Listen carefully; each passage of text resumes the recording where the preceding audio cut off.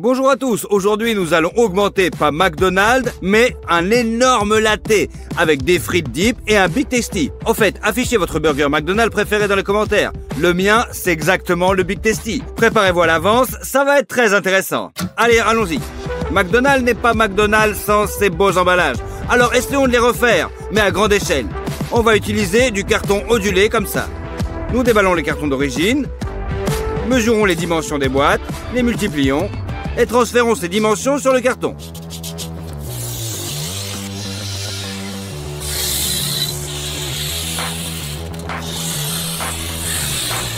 Lorsque cela est nécessaire, nous découpons.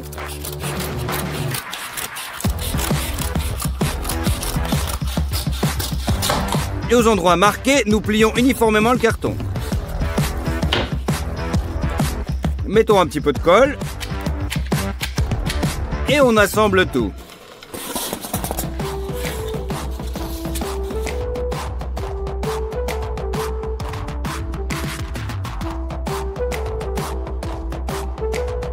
La boîte pour notre Big Tasty est prête. Et on va faire pareil maintenant pour la boîte pour les frites.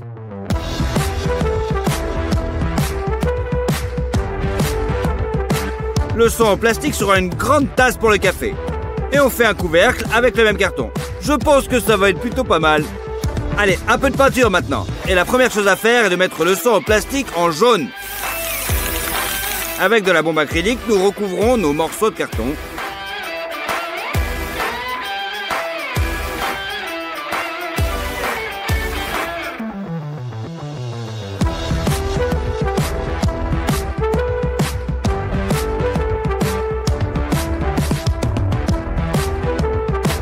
On n'a plus qu'à mettre le couvercle bien peint sur le dessus.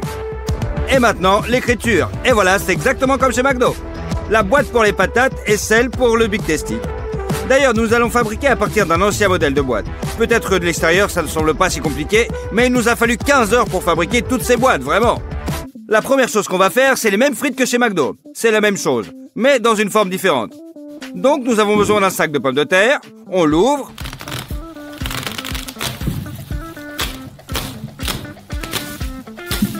Et on commence à l'éplucher.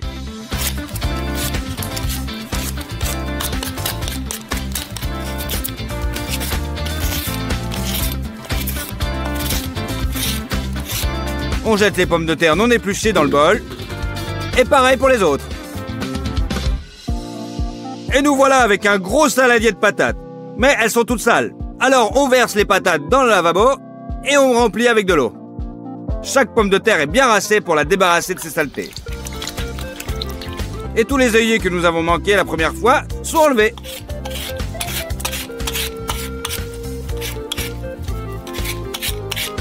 Mettez les pommes de terre propres dans une casserole. Remplissez-la d'eau de manière à ce qu'elle recouvre complètement les patates. Et on allume le feu. Les pommes de terre doivent être bouillies, mais apparemment on n'a pas pris le bon genre de patates. Et les pommes de terre ont été bouillies pendant 7 heures, jusqu'à ce qu'elles soient tendres.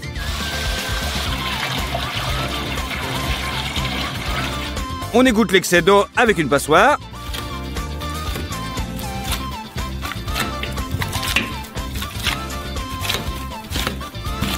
Et on pétrit les patates. Lorsque la masse est plus ou moins homogène, on ajoute une bonne quantité de sel.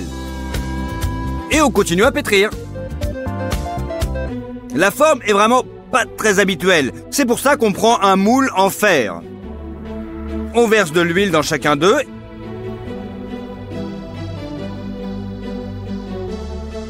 Et on enduit le tout. Et maintenant, nous prenons notre pomme de terre en purée.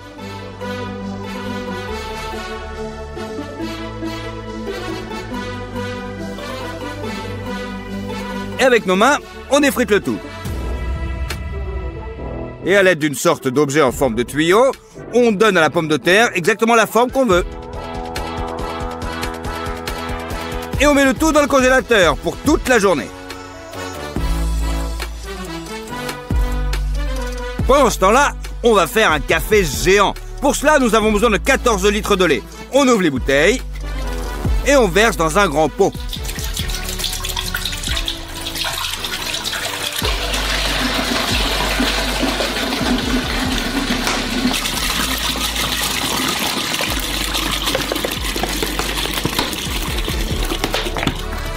On met le tout sur la cuisinière. Il faut la faire chauffer jusqu'à 60 degrés. En attendant, mettons-nous au travail sur les grains de café, ils sont déjà grillés. Tout ce que nous avons à faire est de les broyer. Alors on les met dans un moulin. Et voilà, une fois que le café est bien moulu, on a 800 grammes de grains de café de cette manière. Dessus, on verse 5 litres d'eau.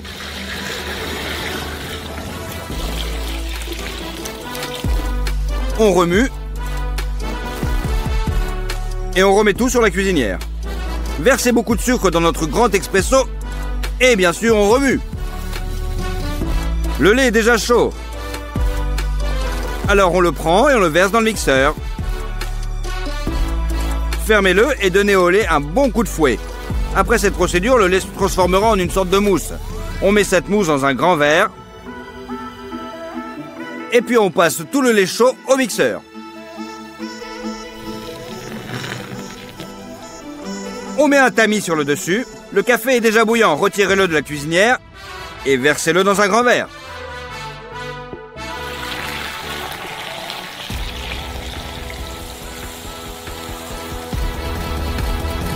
À ce stade, notre grand latte est prêt. Très similaire à celui que vendent chez McDo. Maintenant, on va faire notre Big Tasty. Il se compose de sauce Big Tasty, de tomates, de laitue, d'oignons, de côtelettes, d'emmental et bien sûr de petits pains. Et c'est là que nous commençons. On verse l'eau dans un bol. On ajoute la levure sèche, le sel, le sucre, l'huile et bien sûr la farine. On pétrit le tout et on ajoute de la farine jusqu'à ce que la pâte ne colle plus à vos mains. Puis mettez-le dans une plaque de cuisson. Ensuite, battez un œuf et ajoutez un peu de lait. Mélangez le tout. On mélange le tout et lorsque la pâte a levé, graissez-la avec ce mélange. Et saupoudrez les graines de sésame sur le dessus. Et dans le four à 200 degrés. Je dois dire que cette pâte n'était pas vraiment bien. On a fait une double fournée et on a cuit un petit pain comme ça. On le décolle de l'aluminium. Et on le coupe en deux.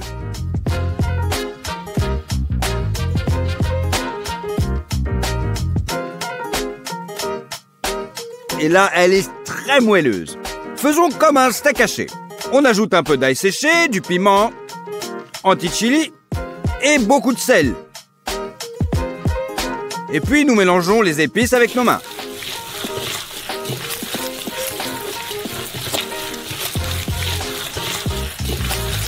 Mais il y a très peu de graisse dans le bœuf haché. Et l'escalope sera 100% sèche. Un morceau de saindoux va arranger tout ça, bien sûr. Et on coupe le tout.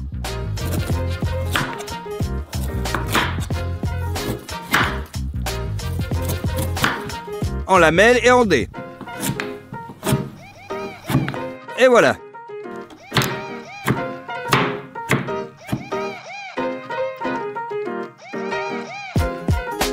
Mettez les cubes de graisse dans le hachis.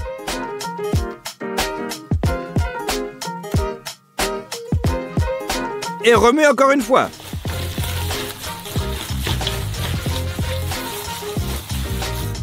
Maintenant, l'escalope va être juteuse. Mettez toute la viande hachée sur le papier sulfurisé.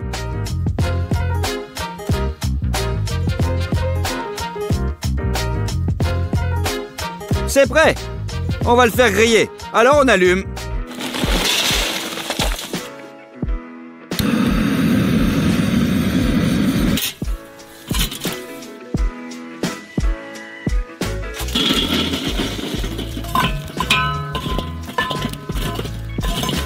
Versez un peu de beurre sur notre steak et enduisez-le avec la main.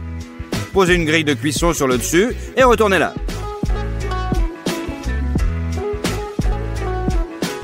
Mettez le steak à frire. Couvrez avec un couvercle pour éteindre le feu, puis faites frire sous le couvercle. Attrapez ensuite l'escalope avec une spatule et tournez-la. Sur ce côté, faites frire encore 10 minutes. Et c'est prêt! Passons au fromage. Nous utilisons de l'emmental pour le goût et de la mozzarella pour qu'elle fonde bien. Nous coupons le fromage en petits morceaux.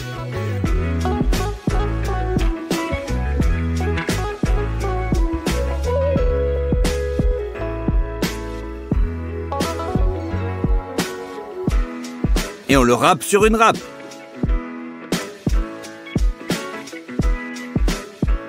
Mélangez bien tous les fromages.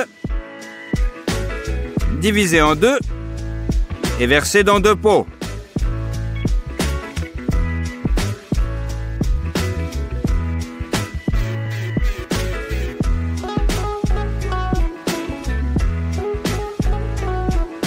Mettez-les sur la cuisinière, tout en remuant constamment. Attendez que le fromage fonde.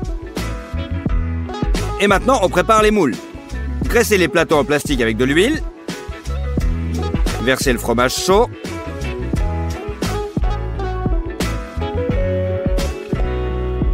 Et répartissez sur les moules.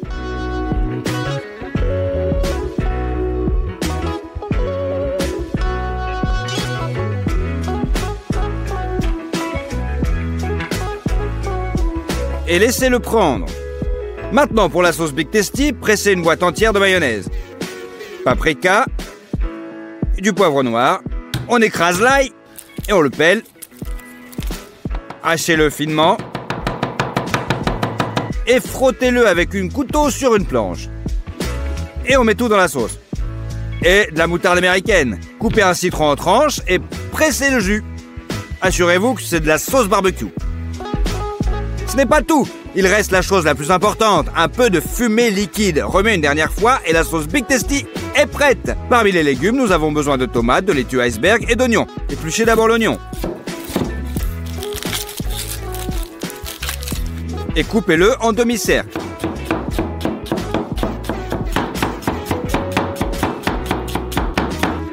Cette fois, l'oignon est très piquant.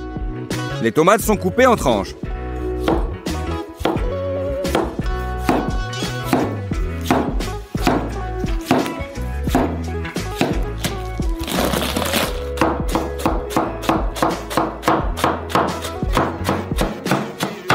Très bien, assemblons notre Big Tasty géant.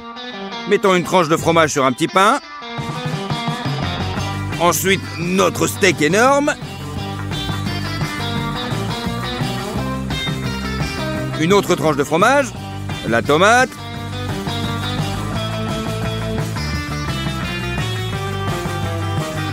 Des oignons.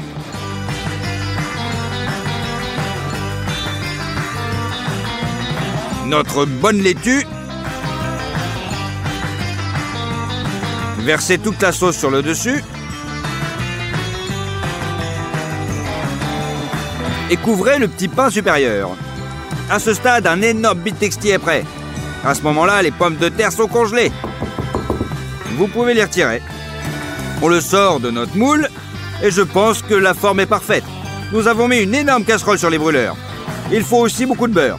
On l'ouvre et on a une sorte d'énorme friteuse.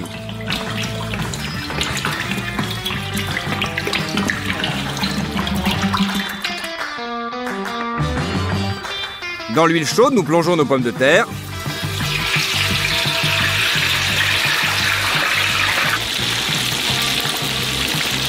On les sort et on les met sur du papier absorbant.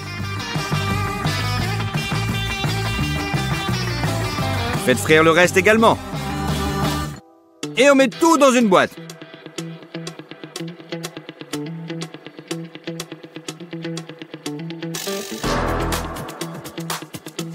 C'est tout, on a fait un menu géant de McDo. Tout cela a nécessité 3 jours de travail. Et je pense que ça s'est avéré très proche de l'original. Allez, essayons. On trempe les pommes de terre. Elles sont pas aussi croustillantes que l'original, mais c'est quand même pas mal. On essaye le café.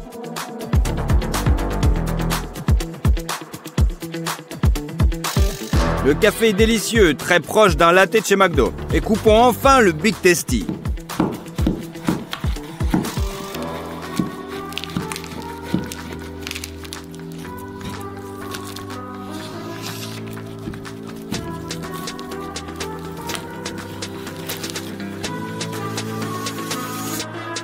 Bonjour à tous et à tous. Vous êtes nombreux à avoir visité KFC au moins une fois dans votre vie et commandé un tel panier avec du poulet.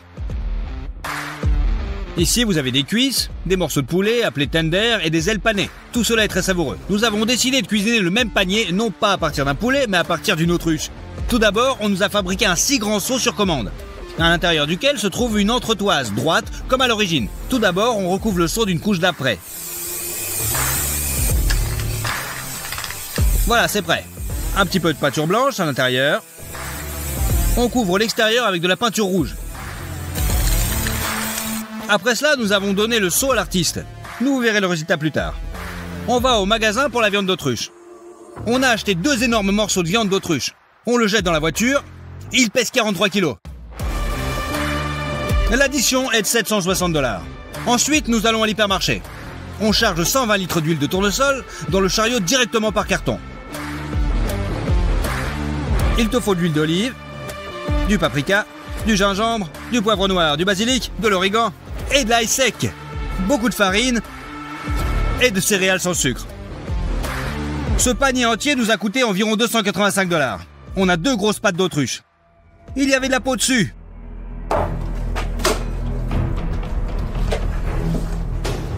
Elle est incroyablement forte.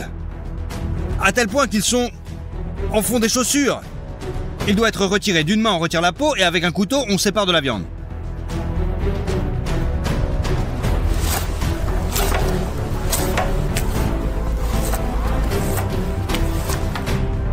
Voilà.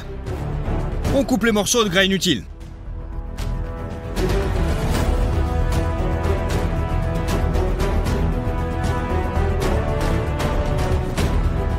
On a bien nettoyé une cuisse. Il faut répéter la même chose avec le second.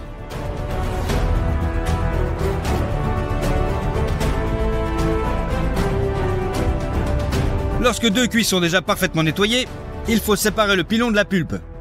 On fait le tout le plus soigneusement possible pour ne pas déchiqueter la viande.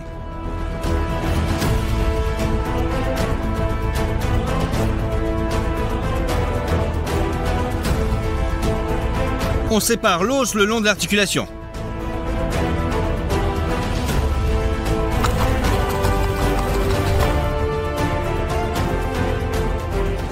Il s'avère qu'il y a 2 pièces, pilon et pulpe. Le second est coupé dans le sens de la longueur en 2 parties.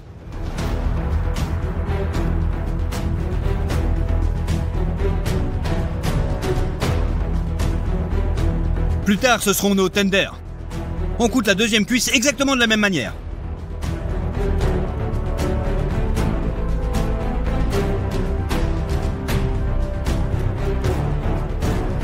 Voilà, c'est terminé.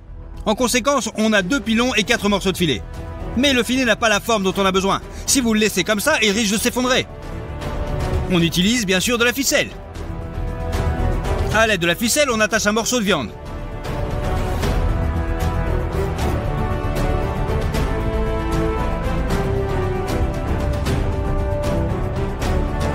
Voici comment cela devrait se passer. On enveloppe les 4 pièces de cette façon. Voilà, c'est prêt. Pour que la marinade passe mieux dans la viande, on utilise une telle chose avec des pointes, simplement pour briser les morceaux.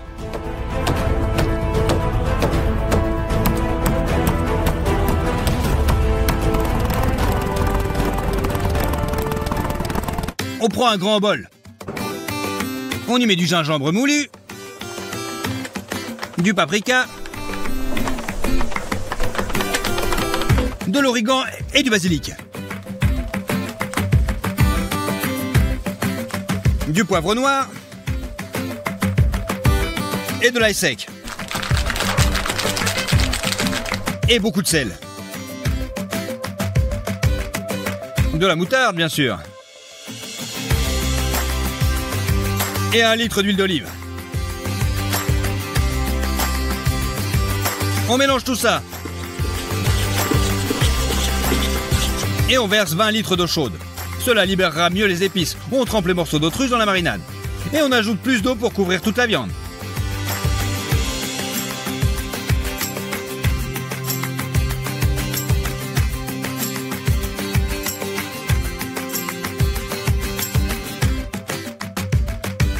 La viande a été marinée toute la nuit.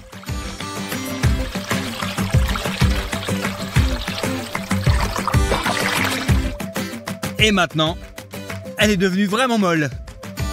On a étalé le papier d'aluminium sur la table. On pose du papier sulfurisé dessus.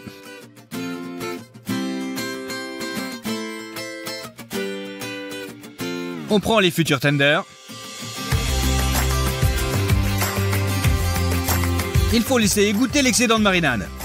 Après, on le dispose sur le papier sulfurisé et on l'enveloppe.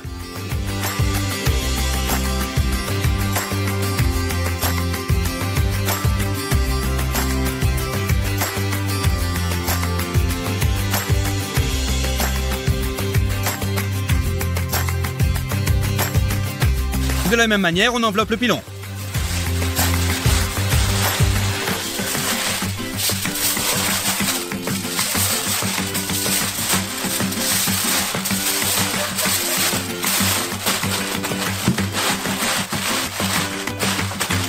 Il faut répéter cette opération avec chaque morceau. On dépose les morceaux d'autruche scellés sur une plaque allant jusqu'au four. La première étape de cuisson se déroulera dans notre immense four. On a mis 4 briques sur le chariot. On met une plaque dessus.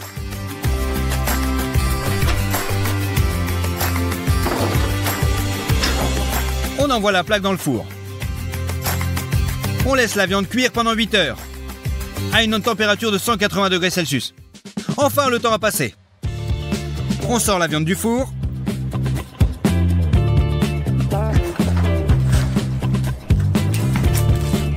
On découpe le papier d'aluminium pour voir ce qu'il y a à l'intérieur.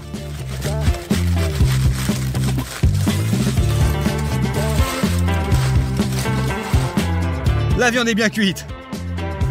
On ouvre le reste des pièces. Et on coupe les fils en excès. Nous n'avons plus besoin d'eux. Pour faire frire 6 gros morceaux de viande, on a besoin d'un grand bac. Et l'huile que nous avons achetée au magasin. On ouvre les cartons. On prend les aubergines. Et on verse l'huile dans le bac. Et on met tout ça dans le grand bac.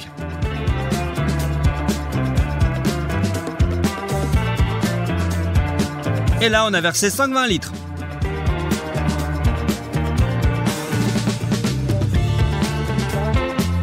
Pour chauffer cette huile, on verse des braises chauffées dans 2 grilles de barbecue. Il faut, bien sûr, couper du bois.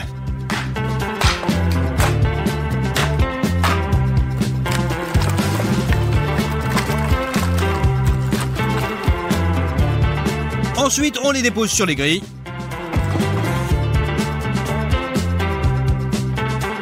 Maintenant, on garde juste un bon petit feu pendant 2 heures. On a besoin d'une telle grille.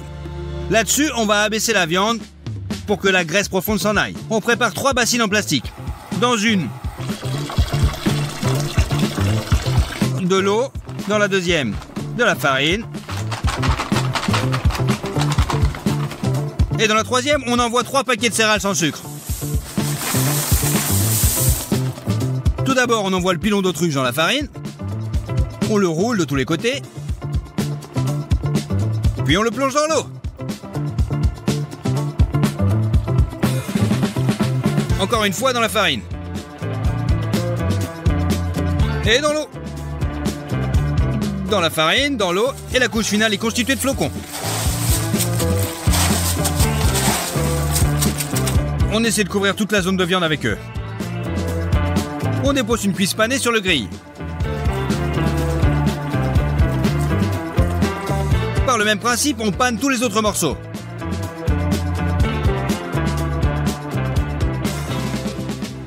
La dernière étape consiste à faire frire le tout.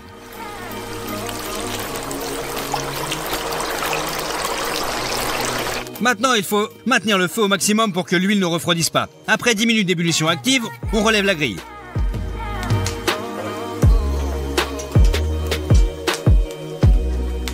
Voilà, l'autruche selon la recette KFC est prête. Au fait, ce seau s'est avéré si beau, après avoir été peint avec un portrait du colonel Sanders, on remplit le seau avec des morceaux d'autruche panés.